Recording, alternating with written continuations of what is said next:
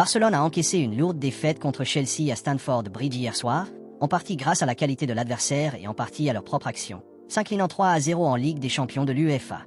À aucun moment du match, Barcelone n'a semblé dominer, et se retrouver à 10 joueurs n'a fait qu'augmenter encore les chances en leur faveur.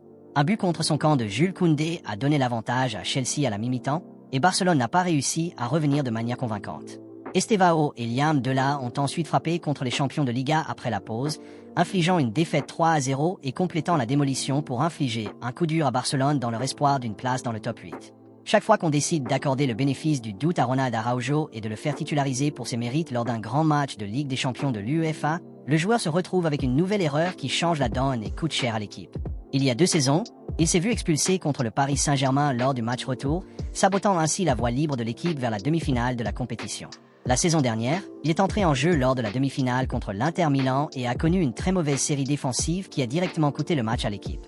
Hier soir, en début de match important contre Chelsea, le joueur a été expulsé en première mi-temps, laissant Barcelone avec 10 hommes pour toute une mi-temps. Pour être honnête, il s'est fait expulser lui-même et n'a personne d'autre à blâmer. Araujo a reçu un carton jaune à la 32e minute en discutant inutilement avec l'arbitre à propos d'une faute de Chelsea.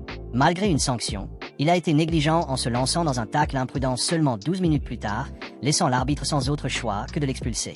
Barcelone ne dominait peut-être pas Chelsea lorsqu'il était sur le terrain, mais son départ a vraiment complètement renversé la tendance en faveur de Chelsea et a laissé Barcelone avec peu ou pas d'espoir.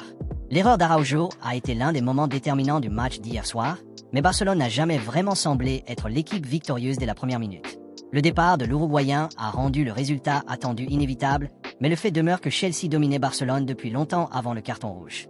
C'est au milieu de terrain, en particulier, que les hommes d'Enzo Maresca ont volé le match à Barcelone, car le trio catalan n'a pas fait le poids en termes de conservation de balles ni de pression. Avec Pedri absent pour blessure, Eric Garcia a rejoint Frenkie de Jong dans le double pivot à Stamford Bridge. Le défenseur a lamentablement échoué face à la physicalité et à la pression de Chelsea, et de Jong n'a pas fait beaucoup mieux.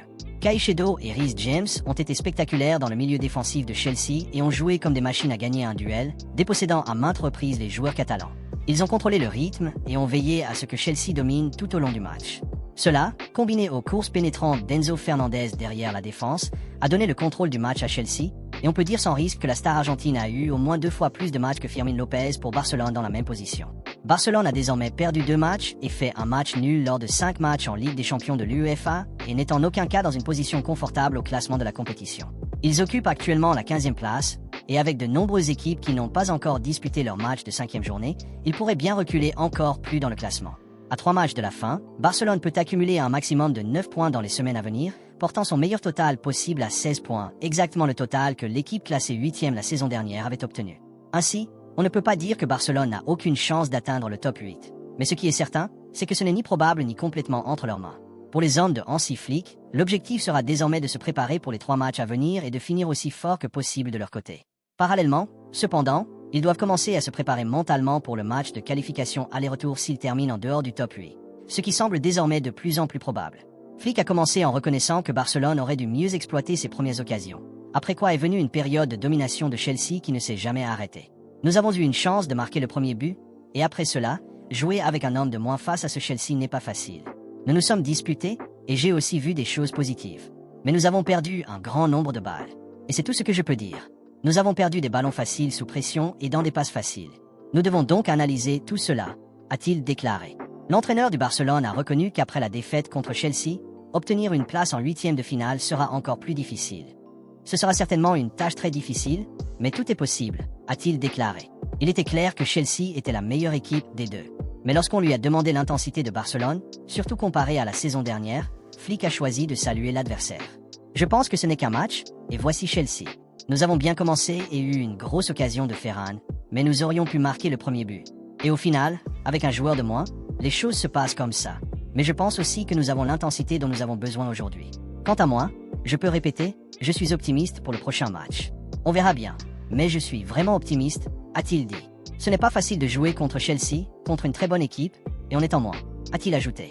Lorsqu'on lui a demandé si la ligne défensive haute de Barcelone était le problème, Flick a répondu « Non, ce n'est pas ça. Je pense que nous avons bien défendu, mais le problème, c'est que nous avons perdu beaucoup de ballons. Ce n'est pas qu'ils nous ont mis la pression et qu'on a perdu le ballon. Non. Plutôt, nous faisions des passes faciles puis les perdions. J'en suis certain. Je suis aussi positif quant à ce que nous avons offert en seconde période et à la façon dont nous avons défendu en équipe. Flick a également été interrogé sur une différence claire entre l'intensité des matchs de la Liga et de Ligue des Champions. Je ne connais pas exactement le nombre de minutes, mais je pense que nous avons joué beaucoup de minutes sans un joueur, et Chelsea est une très bonne équipe avec le ballon. Alors nous devons accepter cette perte, mais aussi penser positivement, répondit-il. Avec le carton rouge, tout a changé. Donc ce n'était pas facile d'affronter cette grande équipe et de revenir dans le match alors qu'on était en moins. Pour moi, nous devons accepter cette défaite, mais je regarde aussi avec beaucoup d'optimisme les prochains matchs, a-t-il déclaré. On a demandé à l'Allemand ce qu'il ferait pour aider Araujo à éviter de recevoir des cartons rouges lors de matchs importants. Quant à moi, je n'ai pas vu ce qui s'est passé avec la première carte. Donc je dois lui parler, et je dois aussi regarder les vidéos des matchs et les analyser. La deuxième carte arrive parfois, mais peut-être aurait-il pu éviter d'intervenir comme ça, ou peut-être l'avoir mieux orienté sur ce qu'il pouvait faire. Mais au final, cela arrive dans le football. Ce n'était ni le bon moment, ni le bon match, mais c'est comme ça que ça s'est passé, répondit-il. Flick a ensuite évoqué ce que Barcelone a appris de ce match, où l'adversaire était clairement la meilleure équipe.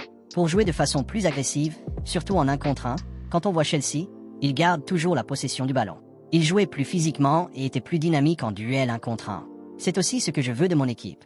Parfois, on pense pouvoir tout contrôler avec le ballon, mais ici en Ligue des Champions, et surtout contre un club qui est 2e de la Première Ligue, ce n'est pas le cas, a-t-il déclaré. Lorsqu'on lui a demandé si nous verrions un autre Barcelone dans quelques mois, Flick a fait allusion à sa promesse précédente. C'est ce que je t'ai promis. Je vois comment nous nous entraînons, je vois la qualité, et je vois aussi l'intensité. La situation est complètement différente de ce qu'elle était il y a 6 semaines. Et les joueurs reviennent, et la qualité à l'entraînement s'améliore beaucoup, et c'est ce que je constate. Et j'ai un très bon pressentiment à ce sujet, et je suis optimiste pour l'avenir, a-t-il déclaré.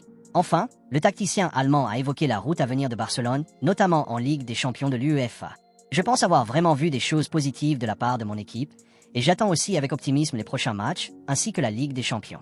Nous avons 3 matchs, 9 points à gagner, et je vois vraiment les choses positivement et je pense positivement. Nous pouvons y arriver, conclut-il. S'adressant aux médias après le match, le gardien de Barcelone Joan Garcia a reconnu que Barcelone n'a pas pu supporter l'intensité de Chelsea, encore plus après avoir été mené avec un joueur en moins. C'était dur, c'était déjà dur avec 11 contre 11. Avec un joueur de moins, nous avons essayé de nous battre pour la partie. Ils ont de la qualité, et ils savent trouver les espaces, a-t-il déclaré.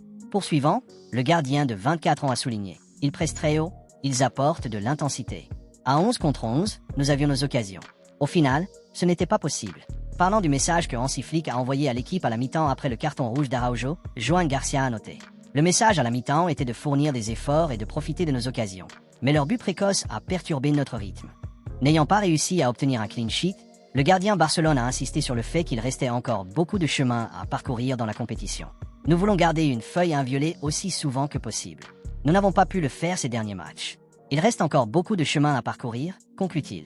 Pendant ce temps, Eric Garcia, qui a de nouveau débuté au milieu de terrain mais a connu une sortie difficile, a repris les sentiments de son coéquipier concernant l'intensité supérieure de Chelsea et sa pression dans la soirée. C'est une défaite difficile.